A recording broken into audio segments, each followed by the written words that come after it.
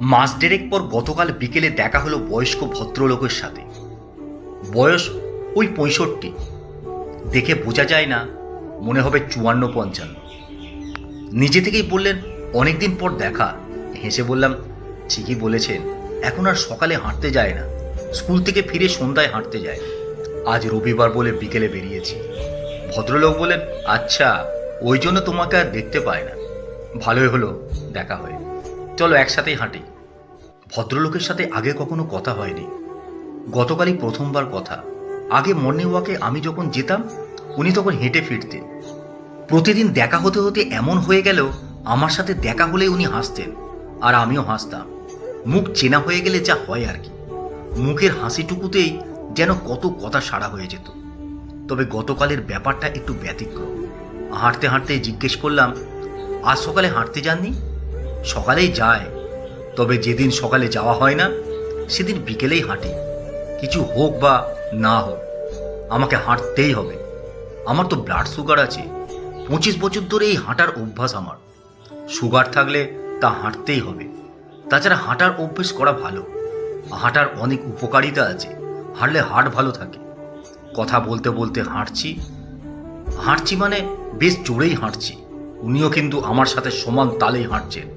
উনি বললেন চলো হাঁটতে হাঁটতে গঙ্গার ধার পর্যন্ত যায়। বিকেলে গঙ্গার হাওয়া মন্দ লাগবে না, হাঁটা নিয়ে কথা। তা আমি বললাম আমার অসুবিধা নেই, যে পথে যেতে বলবেন সে পথেই হাঁটব। হাঁটছি আর নিজেদের মধ্যে কথা হচ্ছে। আমাকে জিজ্ঞাসা করলেন কোন প্রফেশনে আছি। শিক্ষকতা বলতেই উনি বললেন আমার ছোট ছেলেও শিক্ষকতা করে, তবে প্রাইমারিতে। 2 ছেলে আমার, বড় ছেলের ব্যবসা, আমি এখন রিটায়ারমেন্ট। বন দপ্তরে চাকরি করতাম, হাতে প্রচুর টাইম, মাঝে মাঝে ঘুরতেও চলে যায়। তবে একা নয়, বউকে সঙ্গে নেই। আমি হাঁটছি আর ওনার গল্প শুনছি।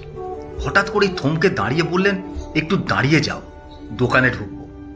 বেশি নয়, 2টো করে খাবো। আমি দাঁড়িয়ে যেতেই ইশারা করলেন মিষ্টির দোকান দেখিয়ে। বললাম না না, আমি মিষ্টি খাবো না।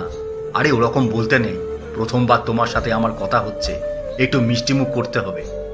মিষ্টির কথা শুনে বললাম আপনার তো সুগার আছে, মিষ্টি খাওয়া তো ঠিক না। আমার সুগার থাকতে পারে, তোমার তো সুগার নেই, তোমার খেতে অসুবিধা কি? আমি নাইবা খেলাম। আসলে উনি আর কথা বলতেই দিলেন না। বলেন আসল নকল পরে হবে, এই দোকানের ল্যাংচা খুব ভালো, একটা ল্যাংচা আর একটা কালাকাঁদ খাও। বলেই হাতটা ধরে টেনে নিয়েই দোকানে ঢুকলেন। ল্যাংচা আর একটা কালাকাঁদ নিয়ে আমার হাতে ধরিয়ে দিয়ে বলেন খাও। সুগার থাকলে তখন ভেবে দেখতো, সুগার নেই যখন, তখন এই বয়সে খাবে না কবে খাবে? বলেই দোকানের ছেলেটিকে দ্বিতীয়বারের জন্য বললেন আর একটা ল্যাংচা, একটা কালাকাঁদ দাও তো। আমি ভেবেছি আমার জন্য নিচ্ছেন আবার, দেখি আমার ভাবনাই ভুল। দেখলাম প্লেটটা ধরে নিজেই খেতে শুরু করলেন। সুগারের পেশেন্ট, তার উপর মিষ্টি খাচ্ছেন। মনে মনে ভাবছি তখন। ভদ্রলোক বললেন মিষ্টি খাওয়া ছাড়তে পারি না, সকালে হাঁটতে এলে দোকান তো বন্ধ থাকে, তাই মাঝে মাঝে বিকেলে আসি। হাঁটাও হয়, মিষ্টিও খাওয়া হয়। বাড়িতে আমার গিন্নি আমাকে মিষ্টি থেকে দূরে রাখে, যতটা পারি মেনে চলি। লোভ তো সামলাতে পারি না। মিষ্টি খেতে খেতে বললাম এটা একদম ঠিক না, আপনি না সুগারের ওষুধ খান? ভদ্রলোক হেসে বললেন ওষুধ খাই বলেই তো মিষ্টি খেতে পারছি, মিষ্টিও খাবো, সেই সাথে ওষুধও খাবো। ওষুধটাই তো আমার গার্ড। এমন কথা শুনে হেসে ফেলেছি। হাসতে হাসতে বললাম বলেন কি, আপনার যুক্তি কিন্তু খাসা, আমি আপনার সাথে একমত। তুমিই বলো না, সুগার মানে তো সব খাওয়াই মানা, মানে যেগুলো আমি খেতে ভালোবাসি। এত কিছু ত্যাগ করে থাকা যায়? মিষ্টির প্রতি আমার বড় লোভ। তুমি মিষ্টি খেতে ভালোবাসো তো? না না, আমার অতটা ভালো লাগে না। ঠিকই, যাদের সুগার থাকে না তারা অতটা মিষ্টি খাওয়া পছন্দ করে না। আমি যদি তোমার মতো হতাম, মানে আমার যদি সুগার না থাকতো, প্রতিদিন কত মিষ্টি খেতাম।